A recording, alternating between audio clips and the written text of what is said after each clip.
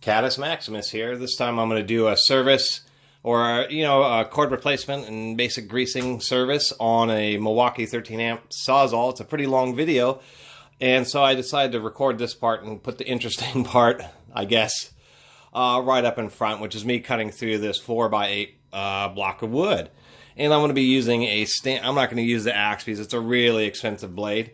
I'm going to use the general purpose. It has the exact same teeth and pitch as the axe, same blade shape. It's just a little bit thinner, which is fine because the axes are like, this blade is $5 retail. It's really surprising.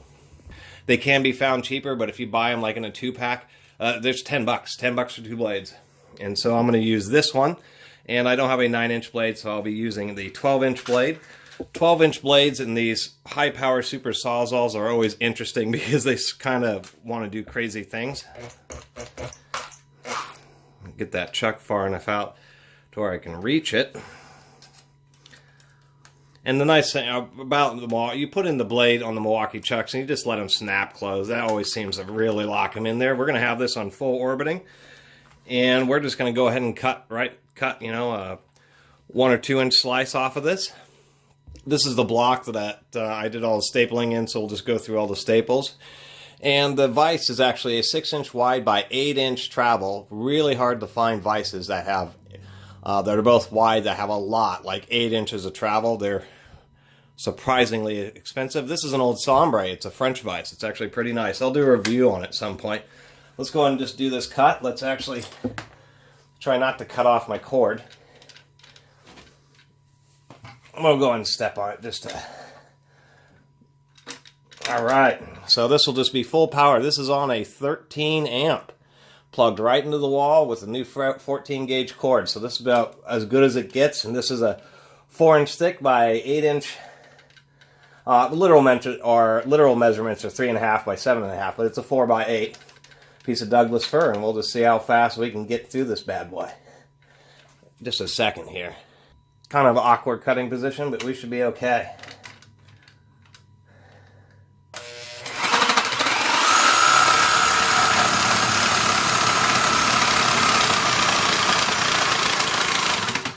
All right. Well, it's so violent, the whole darn vise is actually scooting around on me. I need to do something about that. Let me get this. I'm going to go ahead and try this again.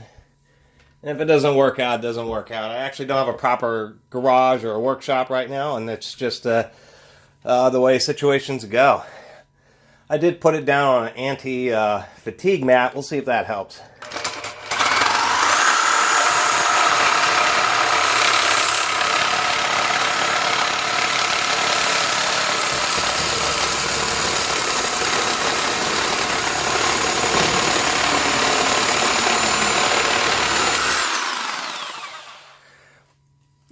So that wasn't the super sharpest blade, but I did get a bit of force in there. I wasn't trying to cut straight. Obviously, I didn't cut it very straight. But that's kind of the deal with the Sawzall, especially an orbiting one, is even though that took a little bit of effort, it didn't take very long. The actual finish of the cut, if I would have cut it straighter, is not bad at all. And you have to also consider that it's only cutting when it's on the pulling. So half the action was actually just pushing the blade forward, not cutting. So it went through that pretty darn quickly. And to tell you the truth, you would need a pretty darn big circular saw to cut through that same piece of lumber in the same amount of time. Like one of those big skill saw, Bigfoot things. That would go through it pretty quickly. But it's really surprising. Those 13 amp Sawzalls are great. And as you can tell, it didn't really bog down at all. One thing I did want to mention, you saw, the hardest thing to control on a Sawzall, especially on a deep cut, is it wants to push the saw away, and then the blade draws back, and it wants to bounce the saw. Any reciprocating saw, the quickest way to destroy it is just to let it do that, to let it bounce and hammer against the surface. A Sawzall, it doesn't matter any brand. If I had a huge YouTube channel where I could buy 10 saws and I could destroy them all in 15 minutes doing exactly that. Just letting the blade get stuck and letting them bounce against the surface. It will break the gears. It will break the drive mechanism I've seen it surprisingly quite a few times. And whenever I've seen a really severely damaged and broken parts, I've always said, oh, the blade got stuck and it was hammering, and they usually say, yeah. And I just tell them, it's not worth fixing. Just go buy a new one. You know, you've ruined it, because the parts are more expensive than the new saw. So that's one thing you have to be aware of, is to make sure that you're pushing the saw against the surface. That's a big deal. That's why they have such a large cup over the front, is because you actually have to put quite a bit of forward force on them to prevent it from wanting to bounce back and forth. Anyway, on to the service video. Catus Maximus here. This time doing something a little bit different, just because I have fun doing this stuff. This is going to be a basic service and maintenance of a Milwaukee Sawzall. I'll make this a pretty quick video. This is not going to be a real comprehensive teardown or anything like that. One thing about tools is you do want to maintain them to get as much life out of them as possible. But the economics of power tools these days are actually much different than they used to be. Inflation, prices, all that kind of stuff increases over time. But that isn't flat across all, you know, products and living expenses, etc. Power tools, proportionately speaking, you get a lot more tool for a whole heck of a lot less money than you used to 50 years ago. 50 years ago, a good half-inch drill would have cost you 65 bucks or so, 75 bucks. That would have been $300 or $400 now, so it was a real big deal that you spend, you know, time and effort really maintaining tools. Nowadays, like this, which is a nice, powerful 13 amp 6536-21 Milwaukee Sawzall. As I open it up, I'll kind of describe some of the differences to watch out for, but that's specifically what we're working with here, is the 2 horsepower Sawzall. That has the fixed handle, not the rotating handle, which everybody I knew hated and I hated.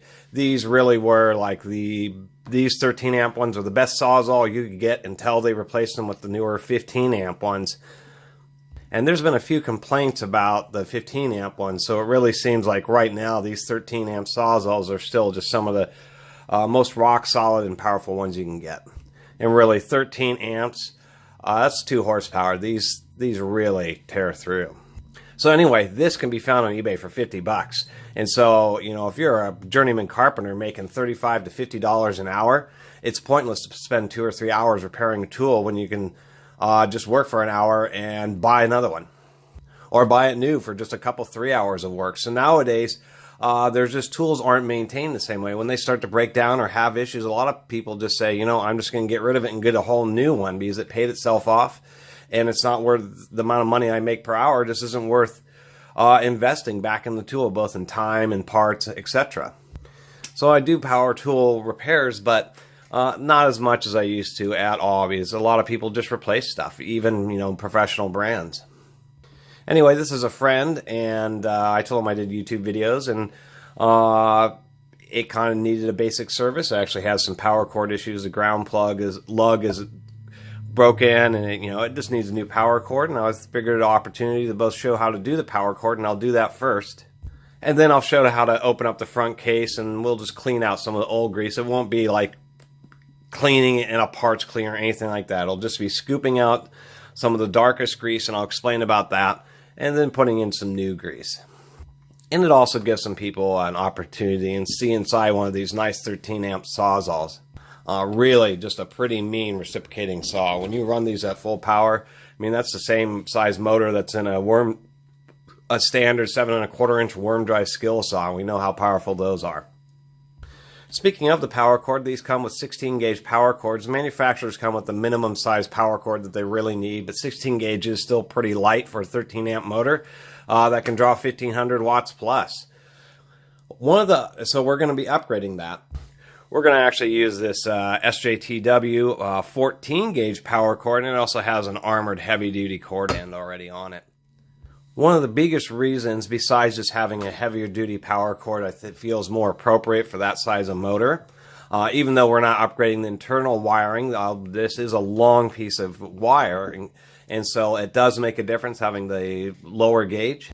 And surprisingly enough, I've done some research on it, and contrary to popular belief, you can use a grossly oversized wire. If we could fit welding cable into the handle of this tool, that would work great, and it would have extremely low resistance. Obviously, that would be a bit ridiculous, but it is possible, and you have no detriment electrically from using grossly oversized wire.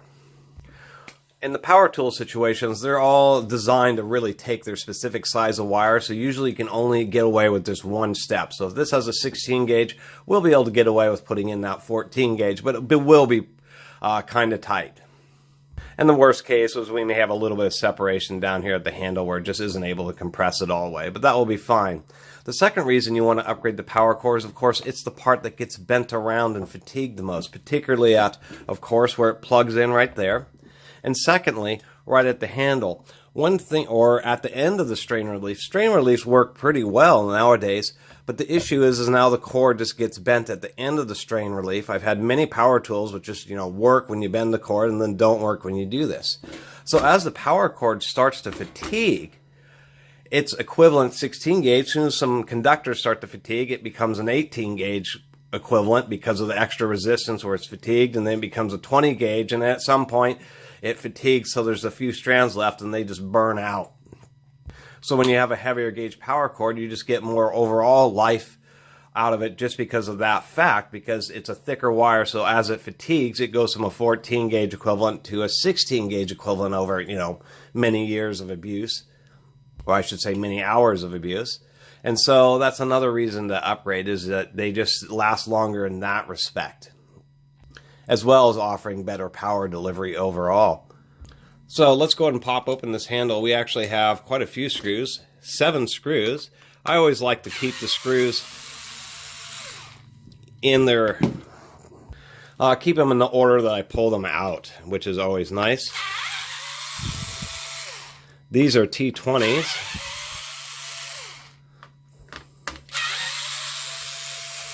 I use a power driver to run these out, and then I get them started in, wow, that one's pretty tight. Even though I'm loading this up, this little skill actually upgraded the gearbox. It had a plastic first set of gears and then a metal second set, and I found another one, so it's all metal gears in that one.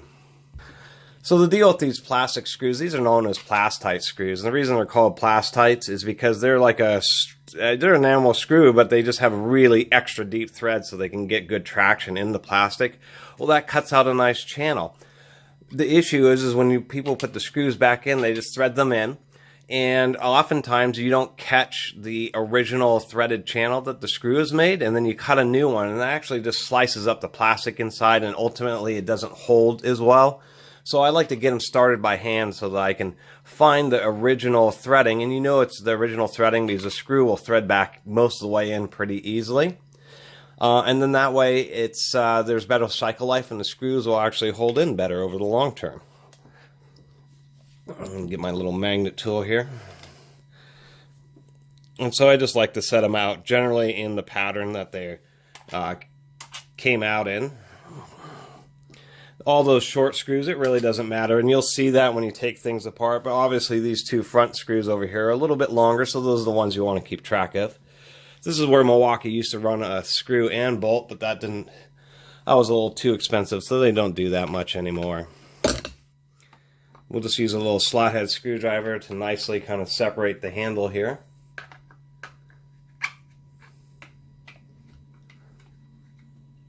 And we want to pull the top part off. Sometimes the back part wants to come off, and that's just something you have to deal with.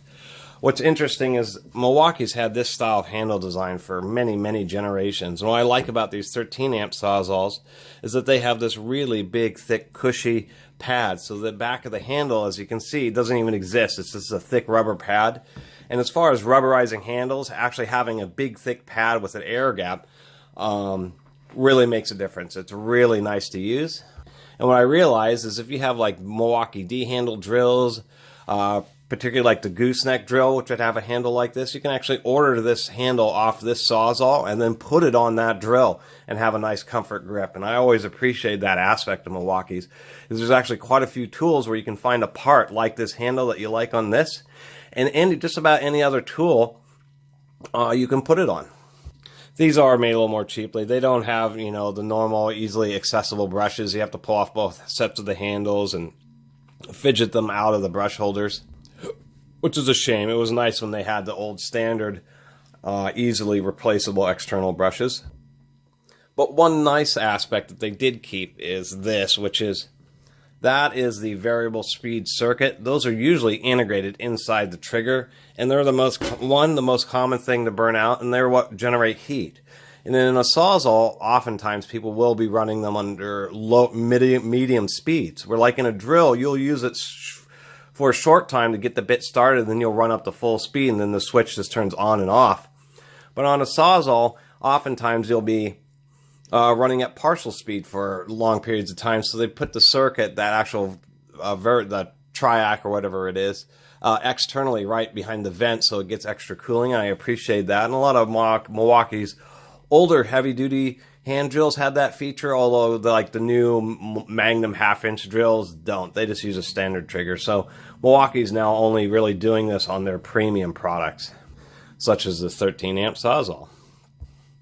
And what this is down here is one of those little security tags. Unfortunately, tools are stolen so much from stores that they just ask manufacturers to integrate the security tags physically inside the tools, which is a real wise choice. Because quite frankly, every tool that, if somebody takes from the store makes it more expensive, makes everybody else have to pay some more money. This will probably be a longer video than I expected, but that's the way it goes. Let's take a look here. It's always kind of a fuss with the big pile of wires that's in these things. We'll get this little rubber thing out of here. You can see this rubber back mat. That thing is just awesome. If every power tool had a palm rest like this, really. I'm surprised Milwaukee hasn't gotten enough customer comments about that to integrate it into more tools, but this really works. As we can see, we're going to have to do some fiddling because this is grounded, because there is a metal gearbox, and the ground wire is super duper long, and it goes all the way up here into a spade connector, which is going to be special. So we're going to have to match that, and that's not going to be the easiest thing to do, but we'll get it done. But that is a 8 inches of wire or something. Just to go from the handle to here is 8 inches of wire.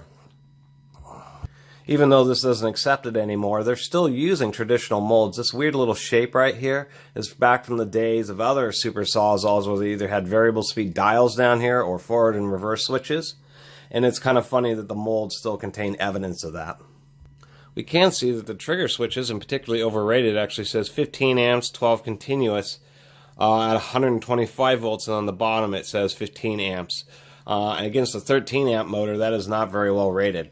For instance, a worm dry skill saw will have a 22 amp trigger switch against a 13 amp motor, and I think they still use the 22 against the 15 amp saws or skill saws. So they have gone a little bit cheaper on the trigger switch, but they can get away with that because a lot of the energy is now being taken up by this external circuit, rather than the whole switch itself having to absorb all the energy. At least I believe that's partially the case.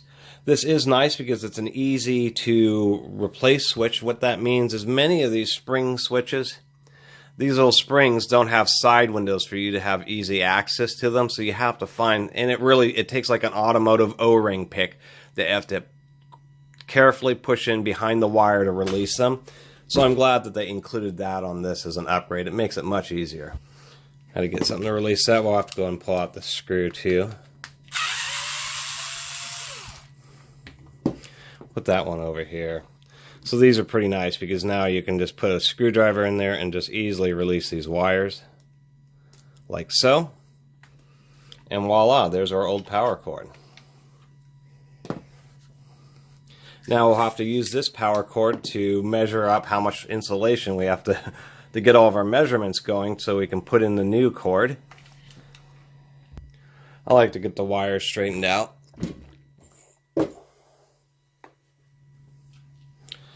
Now, actually, let me go and cut the ends of this thing off. So doing this with power cords can always be a bit of a hassle just because of the amount of time you spend. So you only really do this, if you're really into the tool, that kind of thing. So to make it easy on myself, I'm just going to cut these off.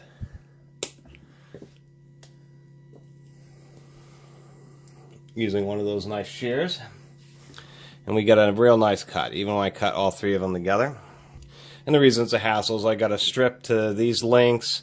I've got to tin and solder because these have to be soldered so that they fit into those. They have to be stiff so they can fit into the terminals. I gotta crimp a spade on it. You know, people aren't going to pay that in a retail environment. They're not going to pay, you know, $50 to $100 to fix a tool that you can buy for $50 alone off of eBay. One thing I like to do before I even get before I begin to start prepping the wires, to get the strain relief on there. There's been an embarrassing amount of times when I've gotten everything all put together and I realize I have not put the strain relief on. So I like to get that done nice and early so I don't have to worry about it. And then, and here's my little cutter. So we know that I have to strip at least till these where I can crimp the ground wire. So we can see that I have to strip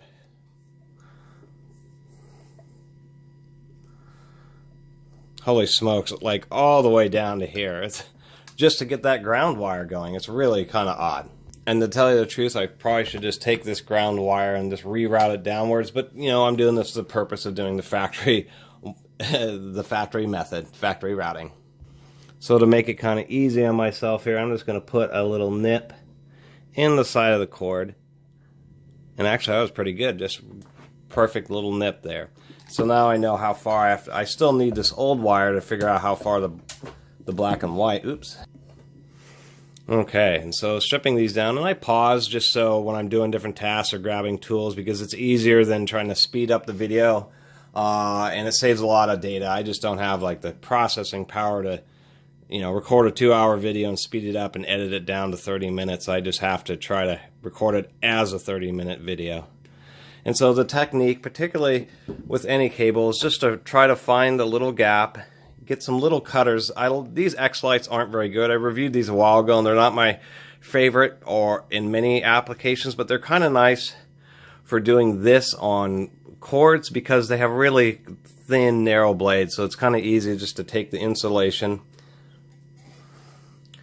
To twist this around. But just to take the insulation and just kind of tuck it in there, and just through little cuts go along, and you can see I'm not damaging your, you know, a little bit of touches, but, you know, not damaging the inner wires, and I'm able to cut it all the way down. So let me go ahead and do that real fast here.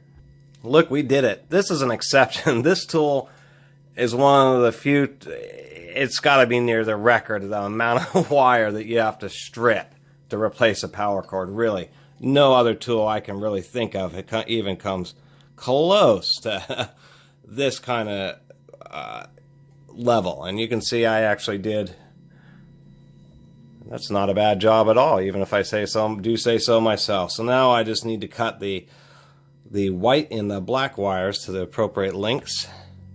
Let's get those out of the way. Get that right about the same. And the one thing is to not forget you're cutting toward to the tip so you can get that put in. And if you have it just a little bit longer, that's better than just a little bit shorter oftentimes.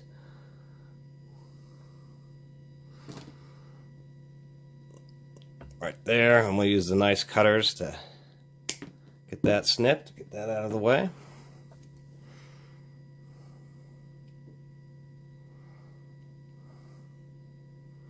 Well, that's just about perfect. That's close enough. Close enough for YouTube work. Instead of government work, it's YouTube work. And we'll cut this one just a little bit extra. Like so. Okay, so now we're done with that. We don't need these cutters anymore. We don't need these cutters anymore. We don't need this little screwdriver anymore. It's amazing how many little tools you need. We'll take my little automatic wire strippers here. Get that kind of straightened out so it doesn't want to cut any wires. And oftentimes on these I like to use a slightly larger size because you can easily get away with it.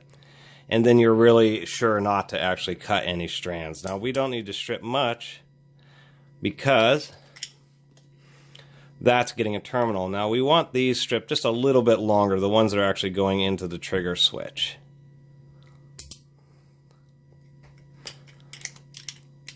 These are really old. These are some very old ideals, and they actually work pretty well. I've been pretty happy with them. They're a little funky to use, but the whole mechanism that keeps them open always seems to work well. The frustrating part about automatic wire strippers is when you strip and then they don't catch, and then the jaw comes back on top of the stranded wire and just mashes it all up. Alright, I found a little terminal. How about this little guy? This will be the nicest terminal to go in a Sawzall. This is a little KS. KS is like a premium brand of wire terminals. A lot of people complain about these type of terminals, but they never really consider the quality of the terminals when people complain about them coming loose, blah, blah, blah, blah, blah. Most times I don't see that they're using like KS or a brand which uses extra thick, extra high quality materials. Sometimes the issues I've had with KNS is not that they've come loose, but the fact that so many times that they hold on so tight and they have such an aggressive little locking detent that you can't get them off. So this is indeed a heavy-duty KS brand, gold-plated. So about as good as you're going to get. We'll use some good quality crimpers here this time. What I like to do is actually get the terminal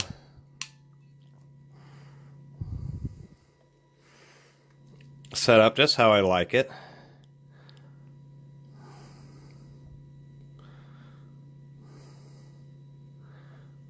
Usually right the back is flush with the crimpers. And I like to get one little click. And what's nice about another aspect of these ratcheting ones is now I've got that held in place by the crimpers. Now this is nice and solid in there, so I'm not fiddling around with it too much. Now I can take the wire, gently twist it in there, if it will cooperate. Sometimes you have to twist these a little bit. Get rid of any burrs. The maximum size of this terminal is 14 gauge, so I am kind of pushing it, but a yellow would have been just too big. Just twisting the wire a little bit. You want to push it in all the way. That's what's important about stripping at the right length. You can see I get a pretty good job there. We'll start our crimp.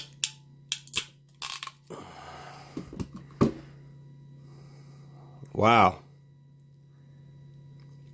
It almost felt like the whole connector failed during that crimping operation. But when you use those kind of crimpers, you can see it's probably a little excessive in this situation, and it may have actually over crimped. There is a distinct possibility. But as far as under crimping, it's, you know, this thing is solid like a factory. What's nice about the professional crimpers is that they'll hit the back, the little plastic thing, as you can see there. So now that's crimped down, and it acts as a little strain relief for the wire. So that's why it's important to have good terminals and actually good quality crimpers. Now what I have to go ahead and do is tin or just put a little bit of solder on the end of these two wires, and we can get this thing wired up. Alrighty, after 22 minutes, you can see how much work it actually is just to replace a power cord. I'm not the fastest worker, but if you really want to try to do a nice job, then this is kind of what it takes, and kind of shows on how much time it takes just to do basic service on tools now, and how quickly it can eat up enough time where you're just like, the heck with this thing. Half the time, and a lot of the tools I get for parts are like this. They're just halfway torn down. Somebody's got into them and just said the heck with it and tossed them. And I can understand. I mean, power tools really are pretty competitively priced. I mean, the best Sawzall, the 15 amp one, I've seen on sale for like $169 or something. And that's the giant 15 amp beast. I mean, if you're a professional electrician, union in the United States, you could be pushing $50, $60 an hour, sometimes even more than that. It just makes no sense for you to spend your time doing this unless you personally enjoy it. Anyway, I didn't solder these on camera. I wanted to point out that whenever you're working with solder, please make sure to wash your hands afterwards. And don't do it in an enclosed space. Lead fumes are poisonous, so I like to either do it outside or under some little ventilation area that I have, and so it's kind of a big deal. So now let's actually manage this wire back into the tool properly. So one of the big issues too is that people just don't spend very much time or care to make sure that the wires actually get routed properly. And it's always kind of a shame and a disappointment because you go through a lot of effort to fix up a tool, and then people just, you know, don't really care about how the wires are routed. And so many times they have like a little wire that ends up in one of these gaps, and then it's just pinched. You know, the plastic doesn't cut the wire in half, but it totally pinches off the insulation. And it's always a shame. Just another couple minutes of care is all it takes. So we got a little pair of needle nose pliers so I can actually get this stuff bent around and inserted into these terminals like they should be. Like so. We can see that went in real nice. We'll actually go ahead and run this one under. Use those needle nose. A lot of people call these different names. When I looked on Wikipedia, Wikipedia had about 20 different names for these types of pliers, so I was kind of happy to see that. And I'm happy to see that these spring terminals, and those are all the way in, did accept that 14 gauge wire quite nicely, but it looks like it's right about the maximum capacity. But this is kind of a feel-good repair, and I do feel good about upgrading to a 14 gauge power cord. That's always kind of nice. So the next thing we'll do is try to jam this extra thick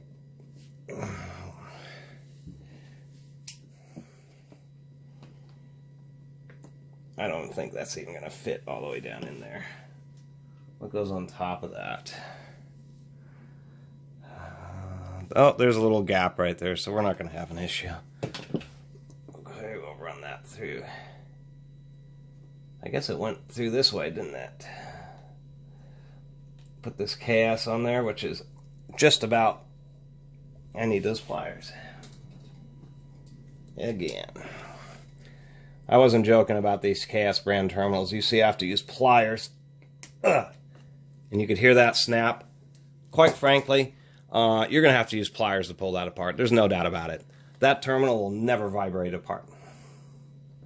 I mean, it's hold on good enough that if you yank by the wires would rip out of one of those terminals. Probably not the one that I crimped because that's so heavy duty.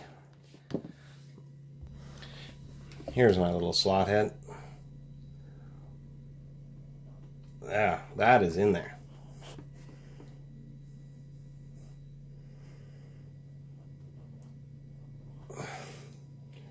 It won't quite fit into there, but that's fine.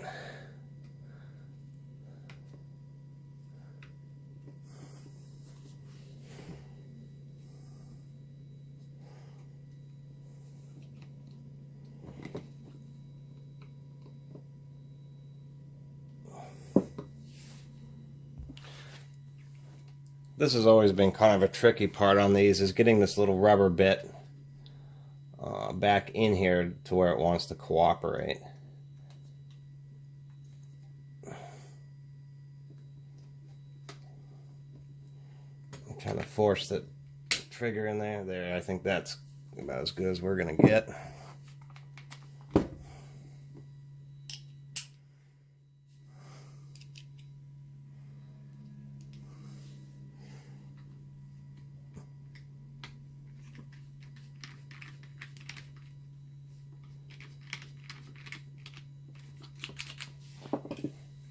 I know I have a million hex drivers. They were a little more inconvenient to access than this was. Well, it's all together now. Let's just do a quick check to make sure it's going to work out. And obviously it does, so we're good. Now all we have to do is put this back handle on and we're finished with this. So I'm going to go ahead and call this done, put together the handle, and then the other part of this really long video, but I just love doing this kind of taking part and looking inside and talking about tools, is finish this up, and then the next part is just quickly showing how to take apart, you know, the kind of things you want to lube, and then just a few points so you can take apart the front gearbox and so people can see inside. And then in there, I'm not going to do, like I said earlier, not a full clean out. I'm just going to scoop out the darkest grease, which tends to have, you know, the most of the little metal particles built up in it. And then just put in a few squirts of some new grease and call it done. And real quickly here, just once again, when you put in these screws, back them off a little bit, you'll hear it click. And then if it's real easy to screw in, say I'm just using a couple fingers, then you know you've got the right threads. But if we back it out and we're started in the wrong spot, it'll be much harder to turn. Alright, we're here for part 2 of this obscenely extended video. So this is just a quick servicing on the gearbox, and I'll talk about some points. The Orbital Sawzalls, they've had a variety of versions, both Super Sawzalls and Orbital. They've been around for so long, and they've just gone up through the line. Actually, if you go through the history of them, I mean, they started out 4 amps, and then went to 6, and then I know there was an 8, and then a 9.5, 10, 11, 12, 13, 15 amp versions. They made a lot of different units over the years.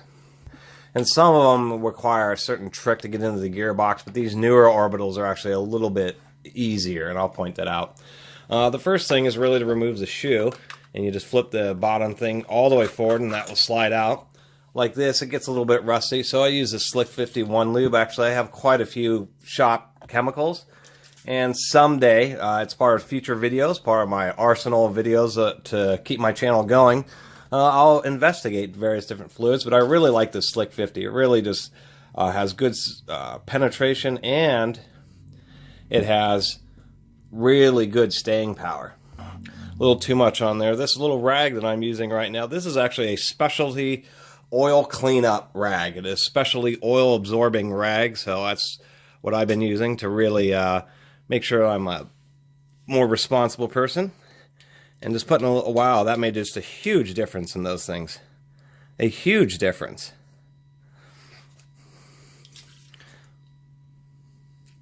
So you just want to put a little bit of lube. I don't recommend silicone spray, because silicone spray ends up just drying out, and then you don't really have any lube there. You really want something that has some staying power and will help prevent it from rusting. So now that shoe works and has good motion in it. The next thing we'll do is we'll put a little bit of that down into the chuck. And someday I'll do a replacement, but these are really easy to replace. They're only like $20. And this chuck's in pretty decent condition, but you want to put a little bit of lube. And don't be afraid, these are a cam lock system, so there's no way that the oil will actually cause any likelihood for the blade to slip. The way these work is that there's a pin, and then the inside of this has like a curved, kind of a spiral cutout where it's thick and it starts to taper thinner and a little thing. So when you open them up, it draws the little pin back, and then when you shut it, the little curve pushes the pin in, and it's actually a captured system. And it's really one of the most secure. Some people have had issues with the blade slipping, even in front of my eyes, and inevitably every time I just make sure the blade's all the way in there. And if you did, sometimes it wants to catch and you just let it snap back. The blade locks up to the point where it'll break the blade before it pulls out. And many times when people complain about it, it's because they haven't lubed these. So now we just put a little bit of lube in there. Now this thing works just like it's factory new. Anyway,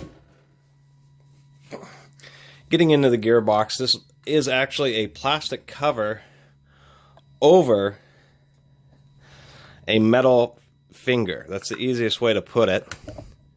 And you kind of have to pry it and to get it to release on one side. And you have to do the same thing on the other side here. And then that pops off. There's a couple little metal tangs are integrated into the plastic, so I thought that's a good idea. And then you have this little pin with a little D shape. And that's what locks in the shoe. This thing is going to have to be pushed out. And it doesn't want to cooperate right now. Sometimes these do not want to cooperate. This pin oftentimes has a bit of friction, and it's good to lube it as well. And oftentimes you'll have to do this to get it out, which is just drive it.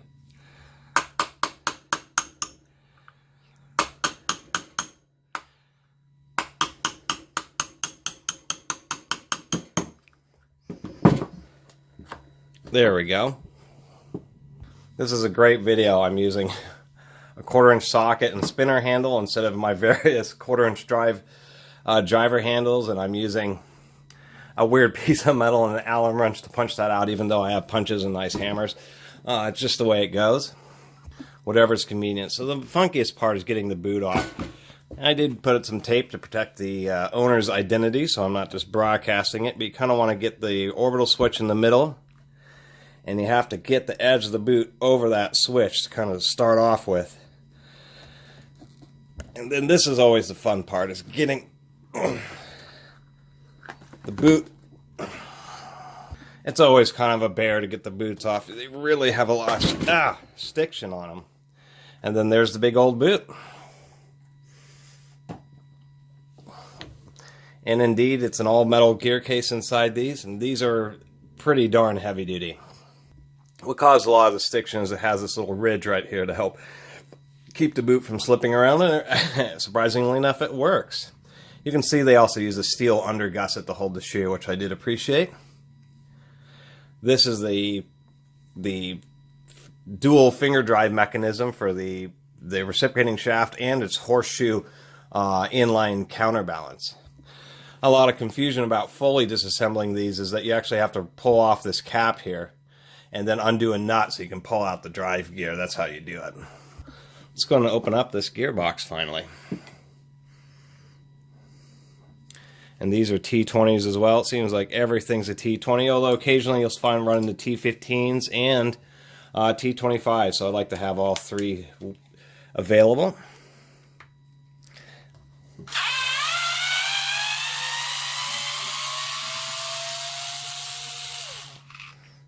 And you can see these on the Sawzall, they use just really very, very aggressive threads. Look how tall those threads are. Try to keep them from coming loose. Sawzalls actually undergo quite a bit of force, and they know it.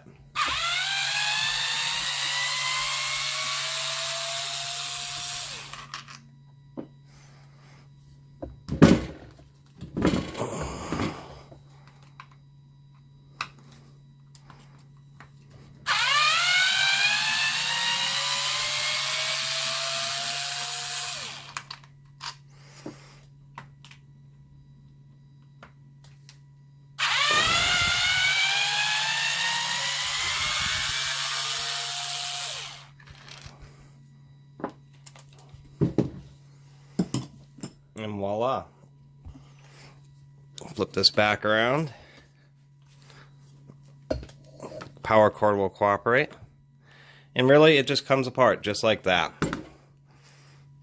Here's your little orbiting mechanism, and actually all it is real simple. It's just a limiter.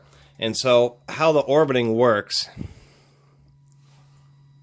had to make sure. So how the orbiting works is on the back side of this gear, it's like a camshaft. There's a lobe on it.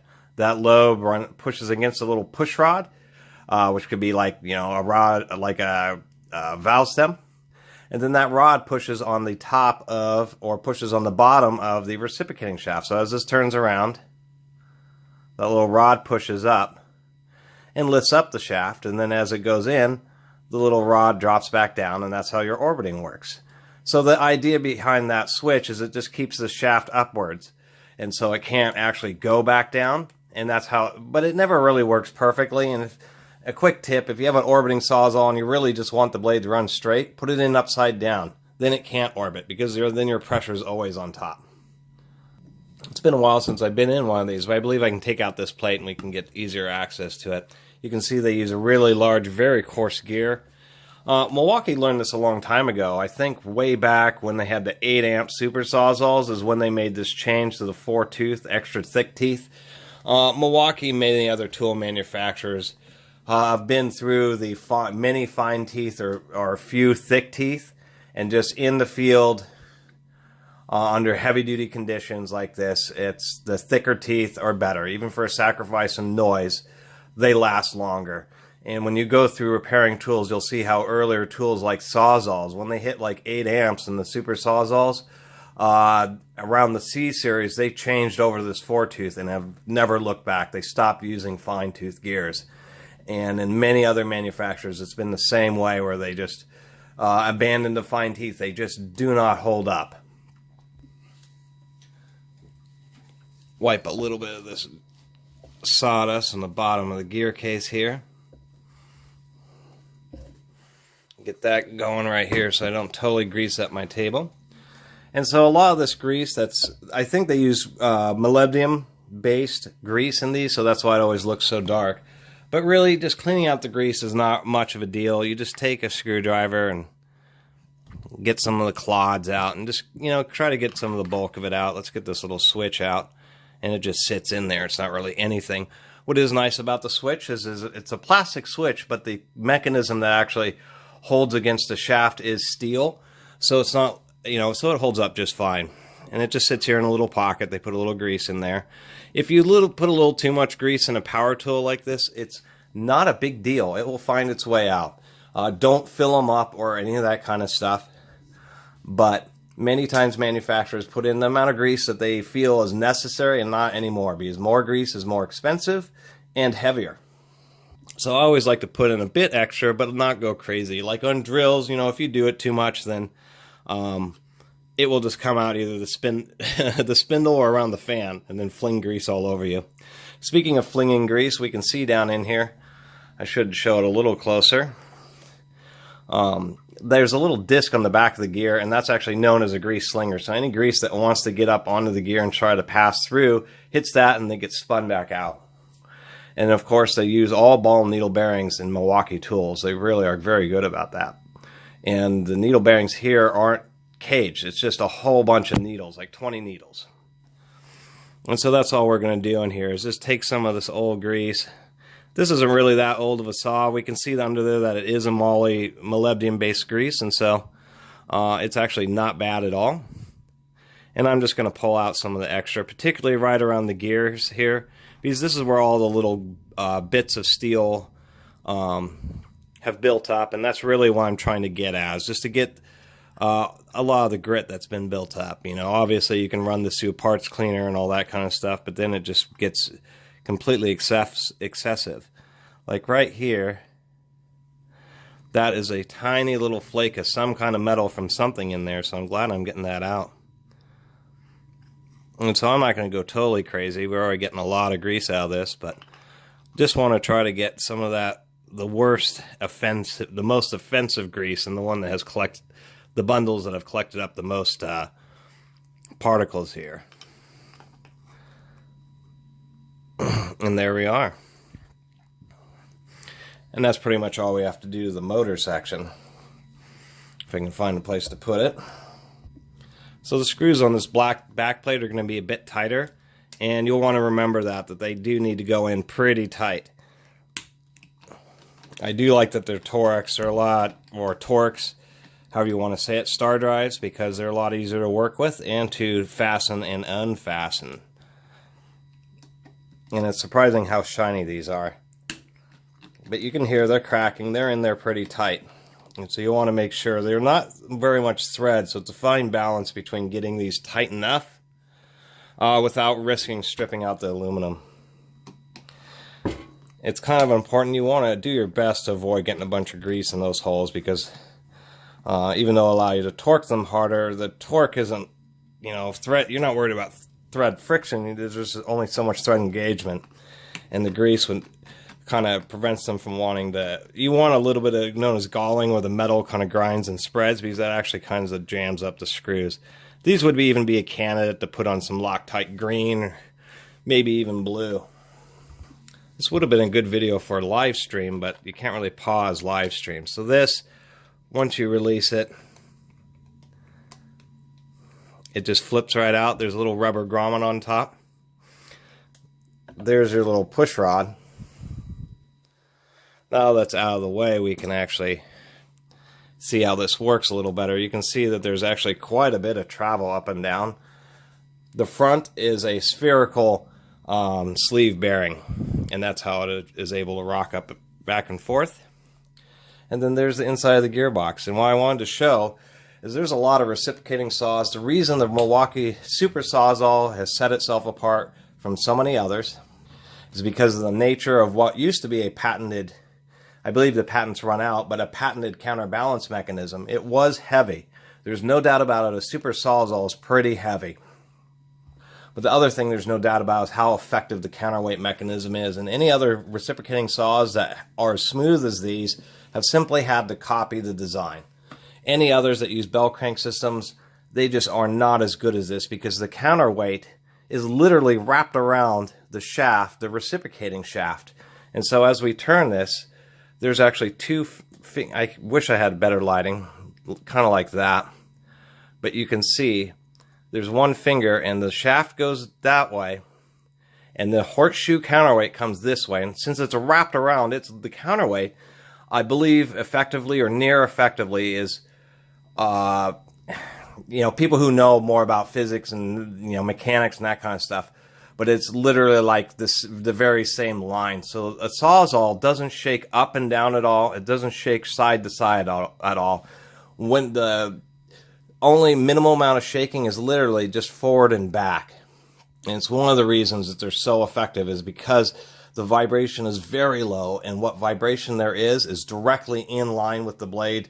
so it doesn't affect or give you any kind of wobbles on the cutting. So there's one finger here that's actually on a specially shaped shaft that has an eccentric. So as you rotate it, it's wobbling one finger here on this side. There's another finger down there which is attached to the shaft, and that's why it's a horseshoe, so that finger can fit in between it, where this one just sits on one side. And so that one, it's like this, and then it goes, yeah, it goes like this. And those two fingers are coming together. One's on the counterweight and one's actually on the cutting shaft, so it just goes down. And the two fingers almost cross over. I don't think you can see down in there. There, I have a brighter light now.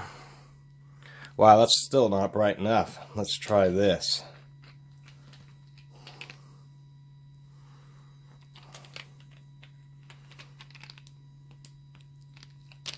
Just a second. There we go. I can get my flashlight focused and cooperative enough. So you can kind of see down in there, there's the finger on the horseshoe, and then there's the center finger. And then that's what's inside this long gearbox. There's the gear in the bottom, and then space for the two fingers, so that's why they're kind of tall and flat. And I've always appreciated that as well. I liked it much better than the wider grips, just because it's more ergonomic. And so this is all we're going to do here. We're going to get this little flake of grease out of the hole so I don't get grease in there.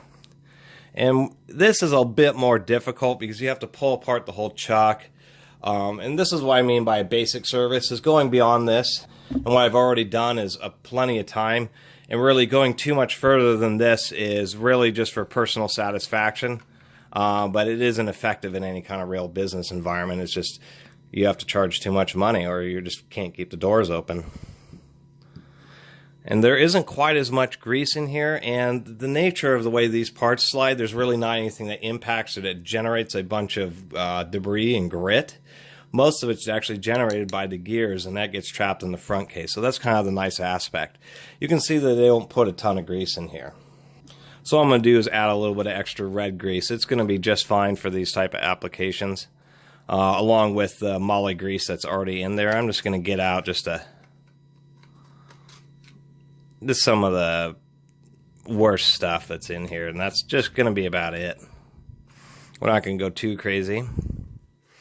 We can see how they didn't put quite enough in around the, because you can, in the gear case, they just kind of dabbed it, and it didn't really get on the gear. So you can see how dry that gear is. It's surprising. And what's always nice about regreasing a tool like this is that, you know, when you first run it, it's really quiet just because it's moving through all that fresh grease. Get some of this out of here. This is really gross.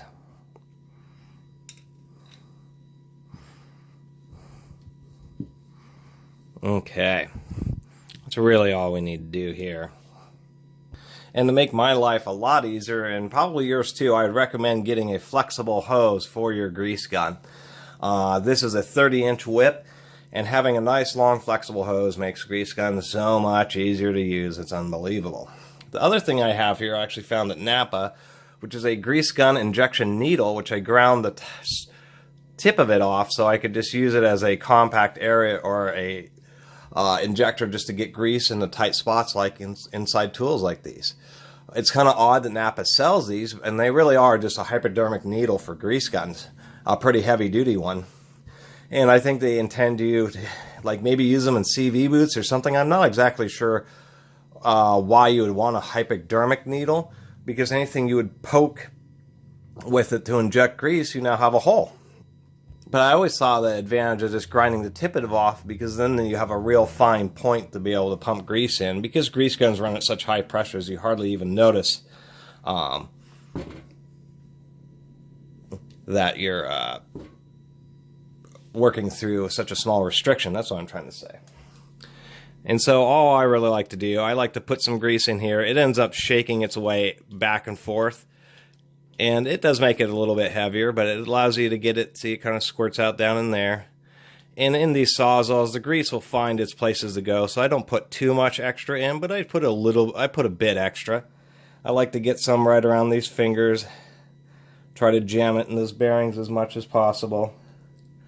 Try to get it under the fingers, which is a real nice aspect of these little grease needles is you can really get down deep in there and then force grease in like from the backside or from behind gears, and really makes it real nice because I'm pushing in grease from areas where it's, even at the factory, they didn't really quite get to them the same way. Like right here where this ball socket is for the finger, I can just touch it in right there, get it in between the fingers, get it down in that lower finger. And you can see, you know, we get a nice little dribble when we put that through. There's really a lot of extra space. Maybe even put a little around here. It's a little dry on the backside of that gear. After that, you know, you may want to move it around a little bit just to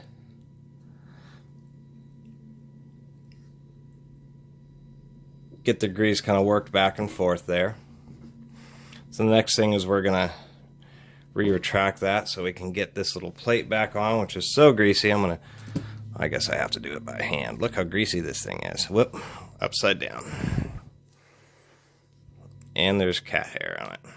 A few cat hairs. Never heard of Sawzall, that's for sure. And we'll just pop this little, whoop, make sure that little plastic clip wants to stay in place. There it is. Get that little blob of grease out of there. Wipe my hands a little bit and get these screws back in, get this back plate. So this whole back plate and cam mechanism is what's much easier because it's screwed on like this. On early Orbital Super Sawzalls, I think it was 9.5 amp ones, were the first generation. There was a very odd system where there was like this whole diaphragm plate, and you have to rotate it and then get it offset just a certain way to get it to lift out. And I'm really glad Milwaukee has changed that. I don't have one of those Sawzalls, but someday I'll run into one of them, and I'll show you guys what I mean for the people who have had issues before trying to get those apart. So now we're going to put these screws in, making sure to note that they need to be in pretty darn tight. I like to just get all four of them started. They are countersunk so that the screws kind of help center the little plate.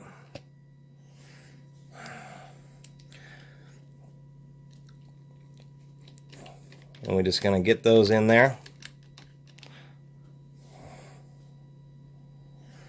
Wow, this is going to end up being like an hour-long video, but it's fine. This is part of the purpose of this channel. It was to talk about tools like I have, but this is, you know, one of the things I enjoy doing and spend time doing, so why not make a video about it? We're going to make sure these are nice and tight. It would be a nightmare if one of these screws got loose. If one of those screws came out inside this tool, it would get into those gears and immediately they would explode. It would be forceful enough or either the motor spindle would fail, quite possibly it would just jam up solid like instantaneously. Whoop, I almost lost my bit in there.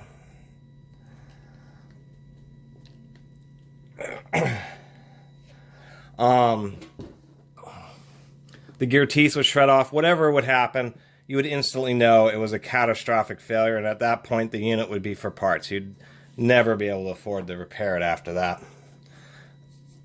Oh my god, I got grease on my proto. Alright, the next thing I'm going to do here is just put a little bit of grease in the motor gear case here. I got myself tangled up. But I like to put a little bit in the needle bearing there. Put some to replace around the gear. That was ever so dry. Actually, I'm going to put a little extra. It'll be fine.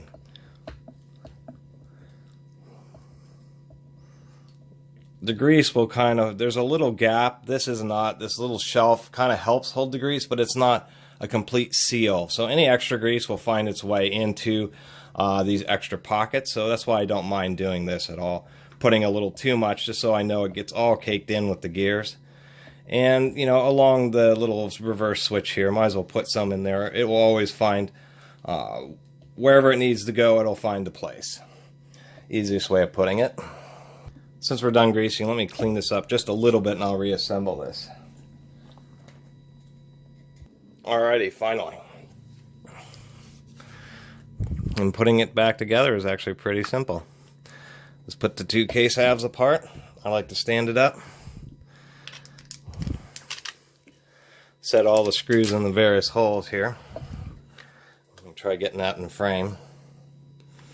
Probably should have had the tripod a little higher up, but these screws you really notice when whether or not you have them in their proper little locations.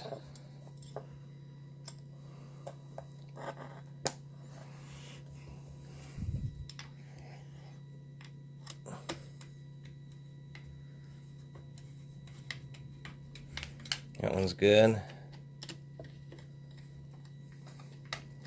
That one's good.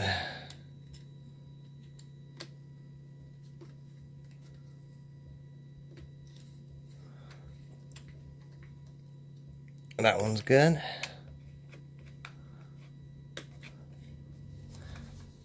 Now we'll just use the power driver to go ahead and run these down, and I'll torque them by hand.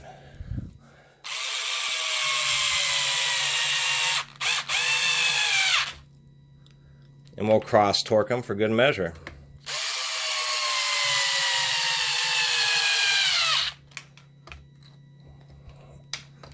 I'll do this side.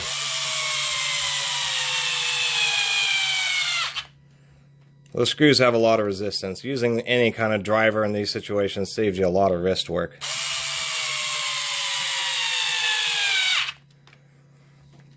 And now all you have to do is a final torque. And we can get the rest of this back together. And they actually do want to be cinched up pretty good. Yeah, now I can really feel how that's in there real nice.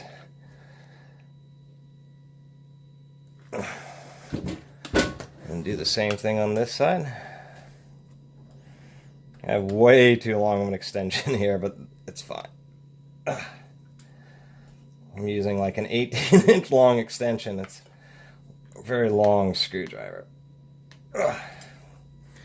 And actually, all the service on these Milwaukees, all it required was a T20.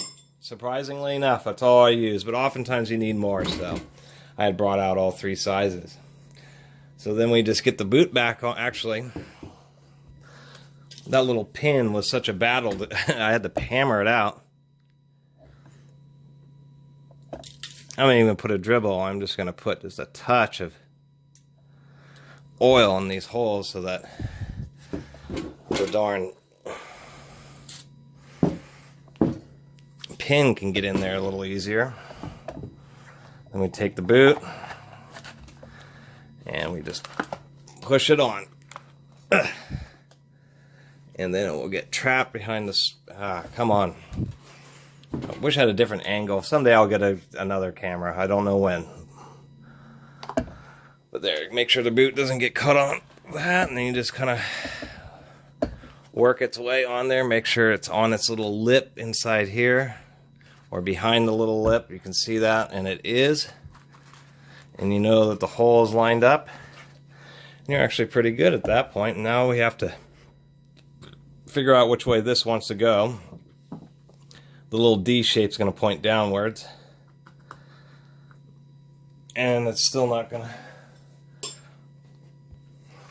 to fully cooperate.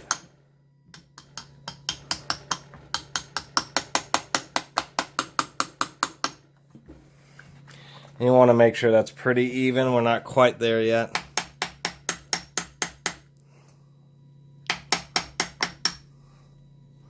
That looks just about perfect. And then we'll get our little shoe back on. You can usually get one side on pretty easy. Voila. Now we can take this, put it back on there, slap it down, make sure that works, and it does. Finally, we're done with that service. Alright, let's go ahead and see how this thing sounds. You know, it takes a long time to actually do a service like that. It's real surprising. We'll move that switch over, kind of gets a little stuck on the boot.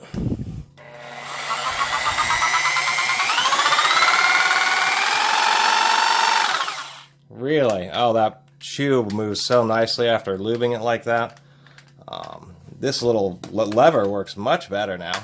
Now I've lubed that, the little chuck, whoops, The chuck is just fantastic.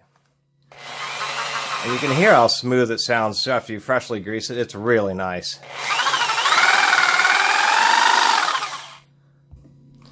And then these are actually pretty nice. 13 ounces, no joke.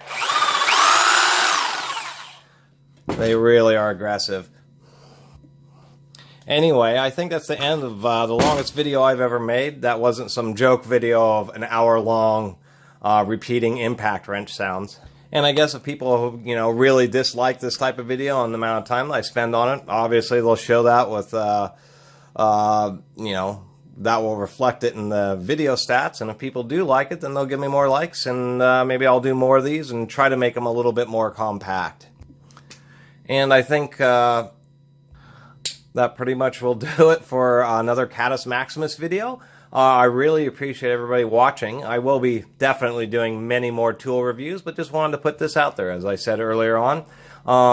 And it's because of what I enjoy doing and spending my time with it. We can see some of the various different tools and things you need just to do a couple, you know, re-grease and put on a new power cord. You could see that I used quite a few different tools. And I didn't even show the soldering iron portion. And it's one of the reasons I collect tools. I used to be a mechanic, but I had some medical issues known as a DVT, so...